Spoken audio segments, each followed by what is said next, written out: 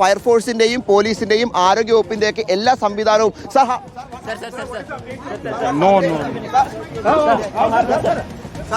Sir क्या information मिली है sir आपको? सर अभी सर गाड़ी कौन सी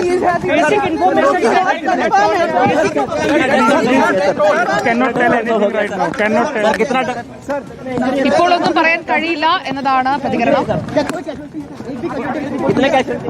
cannot tell anything right now. It is under investigation.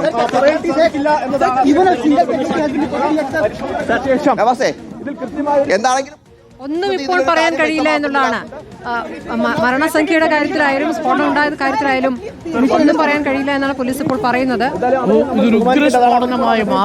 പക്ഷേ മരണസംഖ്യ ഉയർന്നുകൊണ്ടാണ് ദേശീയ മാധ്യമങ്ങൾ റിപ്പോർട്ട് ചെയ്യുന്നത്. ഔദ്യോഗികമായി സ്ഥിരീകരിച്ചിട്ടില്ല. ഇന്ത്യ ടുഡേയാണ് 8 മരണമെന്ന് റിപ്പോർട്ട് ചെയ്യുന്നത്. നോബൽ മാരിക്കാരൻ ഉയർന്ന പോലീസ് ഉദ്യോഗസ്ഥർ സ്ഥലത്തുണ്ട്. അവരിപ്പോൾ പ്രതികരിക്കാൻ തയ്യാറാവുന്നില്ല. അന്വേഷണം നടക്കുകയാണ് എന്നാണോ പറയുന്നത്? അരുൺ, തീർച്ചയായും ഉദ്യോഗസ്ഥർ എന്താണെങ്കിലും ഈ വിഷയത്തിൽ ഇപ്പോൾ പ്രതികരിക്കാൻ തയ്യാറായിട്ടില്ല. അവർ ഒരു ഉന്നത ഉദ്യോഗസ്ഥരുമായി സംസാരിക്കുകയാണ് എന്നാണ് നമുക്ക് അറിയാൻ കഴിയുന്നത്. എന്താണെങ്കിലും ഉദ്യോഗസ്ഥർ നമ്മൾ ചോദിച്ചു എന്തെങ്കിലും അട്ടിമറി സാധ്യതകളാണോ അല്ലെങ്കിൽ മരണസംഖ്യയുമായി ബന്ധപ്പെട്ട് എന്തെങ്കിലും വിശദാംശം ഉണ്ടോ എന്നടക്കമുള്ള കാര്യങ്ങളൊക്കെ നമ്മൾ ചോദിച്ചിരുന്നു. പക്ഷേ അതിലൊന്നും ഒരു മറുപടി പറയാൻ എന്താണെങ്കിലും അവർ ഇപ്പോൾ തയ്യാറായിട്ടില്ല. അവർ ഒരു ഉന്നത ഉദ്യോഗസ്ഥരുമായി സംസാരിക്കുകയാണ് എന്നാണ് ഈ ഘട്ടത്തിൽ നമുക്ക് അറിയാൻ കഴിയുന്നത്. എന്താണെങ്കിലും ഇവർ ഇതിൽ ഒരു ഉദ്യോഗസ്ഥർ അവരുടെ ഒരു മീറ്റിംഗിന് ശേഷം മാത്രമായിരിക്കും അന്തിമമായി. നോബൽ സംഭവ സ്ഥലത്ത് തന്നെ ആളുകൾ മരിച്ചു എന്നുള്ള വിവരമാണ് ആശുപത്രിയിൽ നിന്ന് ലഭിക്കുന്നത്. LNJPയിലേക്ക് 8 പേരെ ബ്രോഡ് ഡെഡ് എന്നുള്ള വിവരം വരുന്നുണ്ട്. അതുകൂടി നമുക്കൊന്ന് കൺഫേം ചെയ്യേണ്ടതുണ്ട്.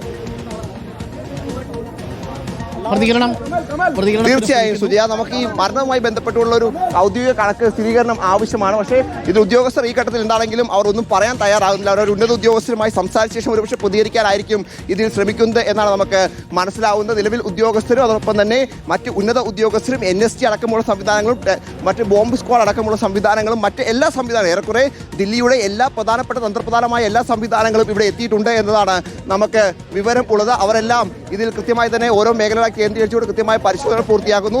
അതോടൊപ്പം തന്നെ ഇതുമായി ബന്ധപ്പെട്ട മറ്റ് വിശദാംശങ്ങൾ ശേഖരിക്കുന്നു.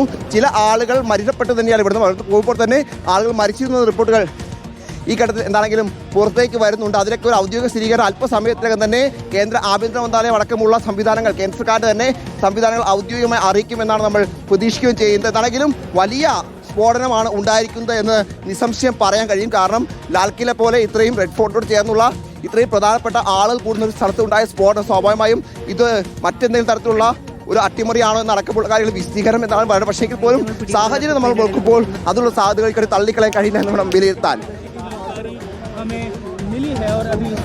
പുറത്തുവരുന്ന വിവരങ്ങൾ അനുസരിച്ച് 8 മരണമെന്ന് ദേശീയ മാധ്യമങ്ങൾ റിപ്പോർട്ട് ചെയ്യുന്നുണ്ട്.